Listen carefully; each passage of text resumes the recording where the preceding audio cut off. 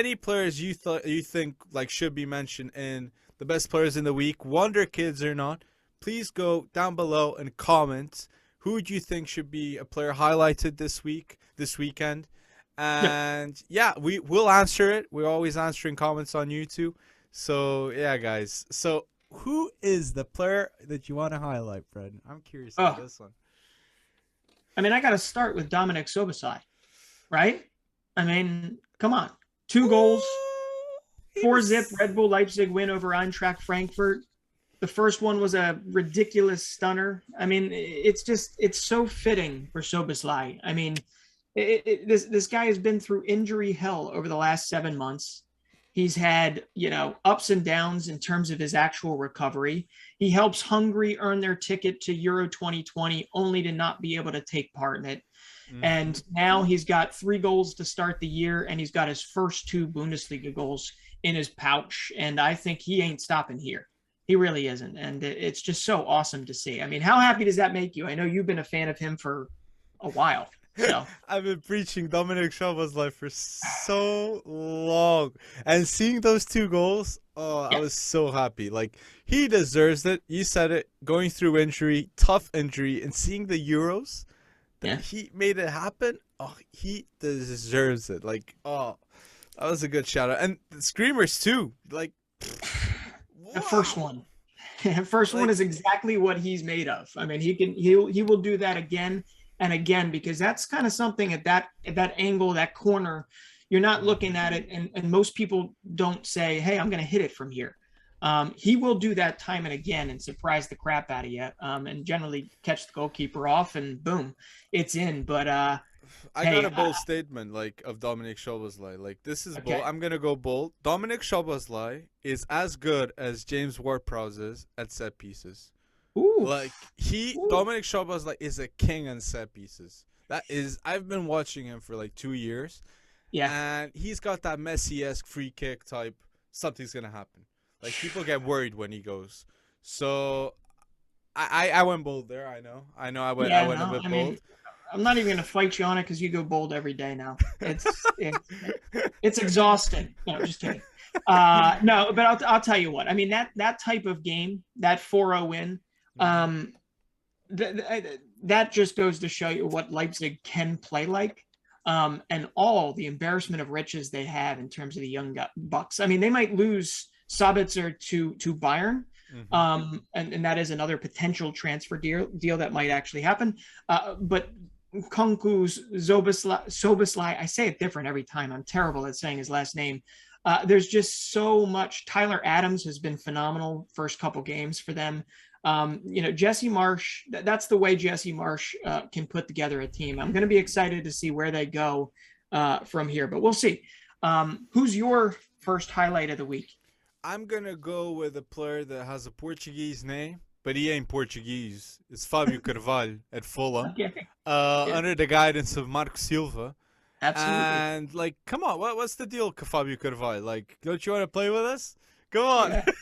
I'm Uh, already getting Agent Bryce here on the move. Like, come on, he's so good. Like, I knew about him because you were a big fan of Fabio yep. Carvalho, Mm-hmm. and I knew he was good, but this good, he's so wavy. Like, the dribbling, like the way he goes to the right, he goes to the middle. He's so wavy. The dribbling, like the passes, the change of flank. Yeah. This is, if you don't know him, he's one of the youngest players in the championship with Marco Mm-hmm. Silva. He's 18, and the kid has 4 games, 3 goals, Mm-hmm. 1 assist, Mm-hmm. and 10 key passes. Yeah. Okay, these are stats that, like, you're gonna see him play, and if you see him, you'll see what I'm talking about. Yeah. He's not. And He's and, unique, and, man. and the Fabio Carvalho, that progression was kind of halted in some respects because of the up and down nature of Fulham over the last couple years. When you get promotion, Khan, who owns the team, goes out and he just buys everyone he most possibly can.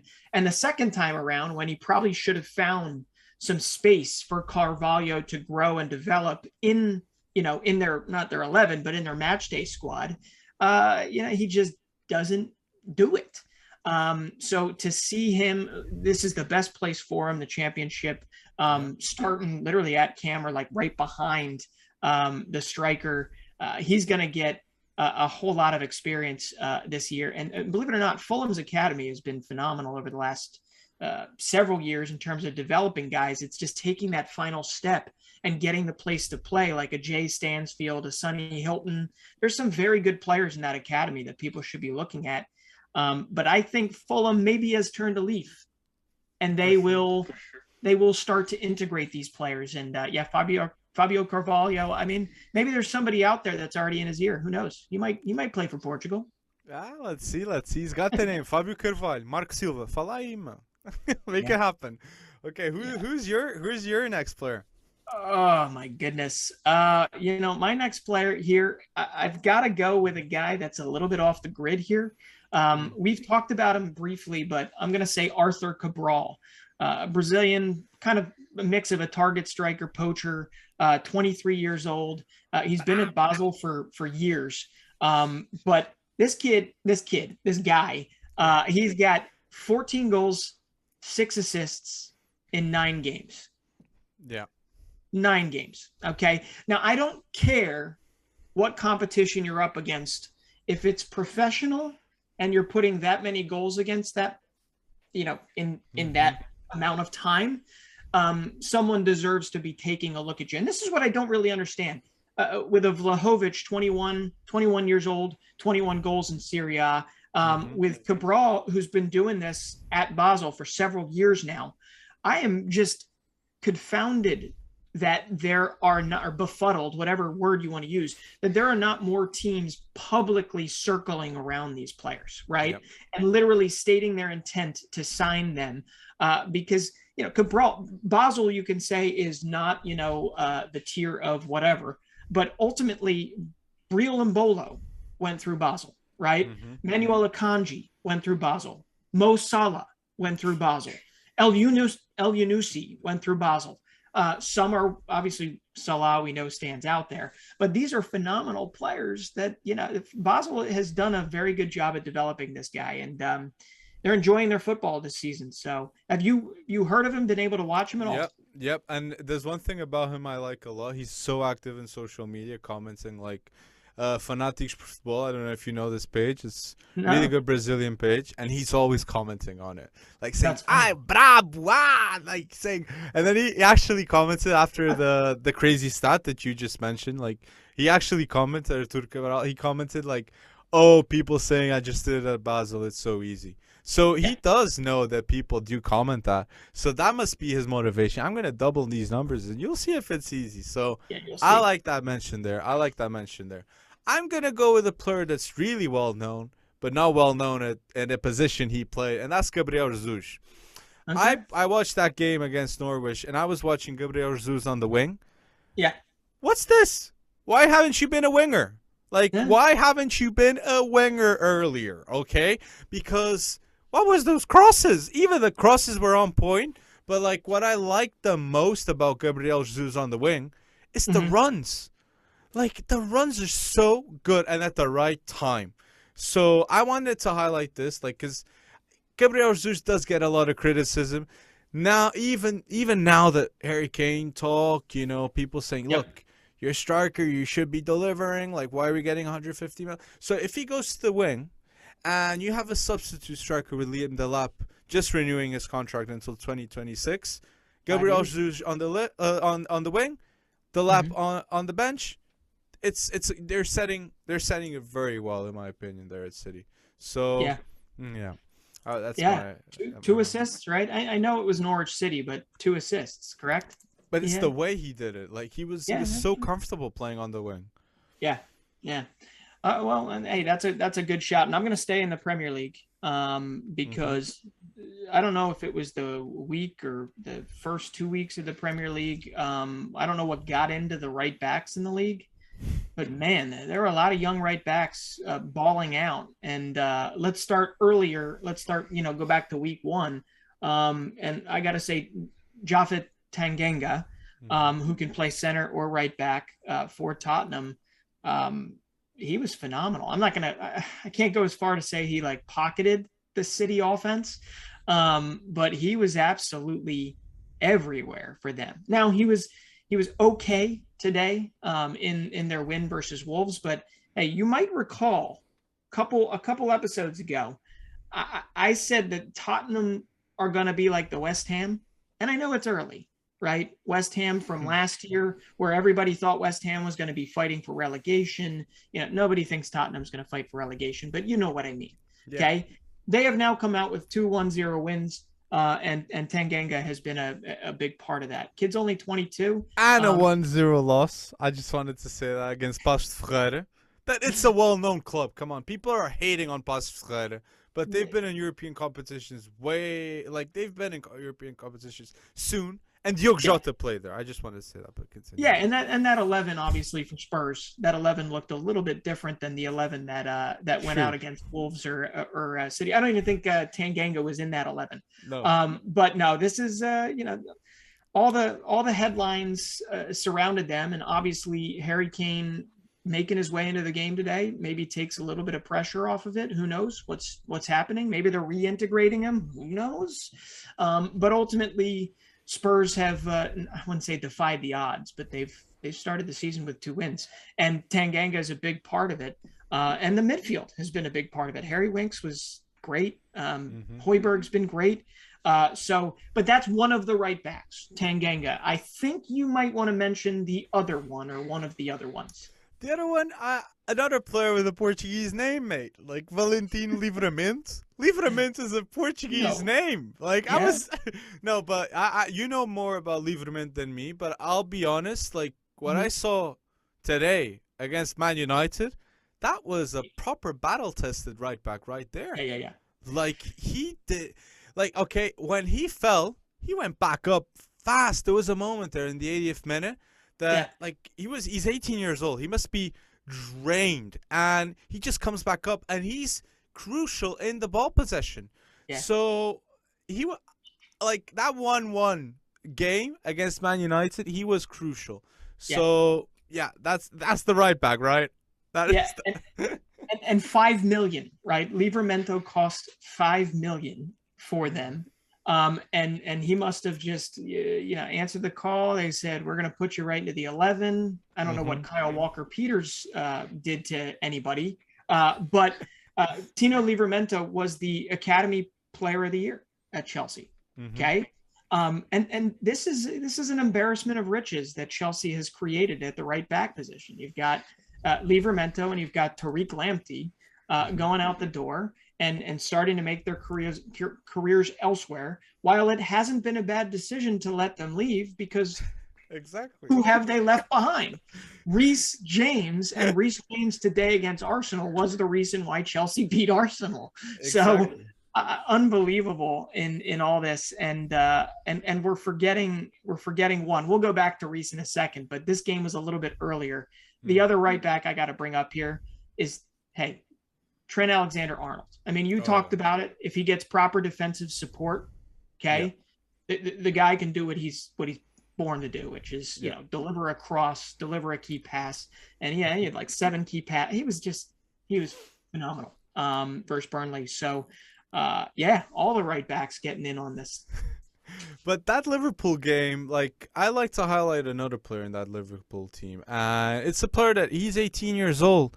And he had a lot of combinations with Trent, and that's Harvey Elliott. And I'm not going to say that Liverpool shouldn't get another midfielder, because I do believe they should get another midfielder. But Harvey Elliott does give a little bit of guarantees here. The kid is a baller. He's one of the best 18-year-olds out there in terms of playmaking ability. The ball on his feet, he can think it all. And Klopp knows it. So there's a reason why a big club like Liverpool is putting an 18-year-old on the pitch, and it's because Harvey Elliott is a baller. So, and there's another player that I was going to highlight, and that's Reece James. Like, Reece James, a goal and an assist against Arsenal. I know Arsenal is shambles, but it's still like a London derby there. And it is a big moment for Lukaku even. Like, that assist to that first goal. It's what we're going to see this season. A quick cross, Lukaku's there. There you go. now they have someone that's always going to be there. So it's actually going to be scary, man. Like, Yeah, did you think it too? Did you think it too when Lukaku put the ball in net? Did you say that to yourself that Timo would have missed that?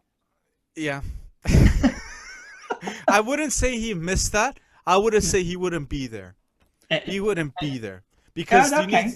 I don't. I think the full package with Lukaku is Lukaku.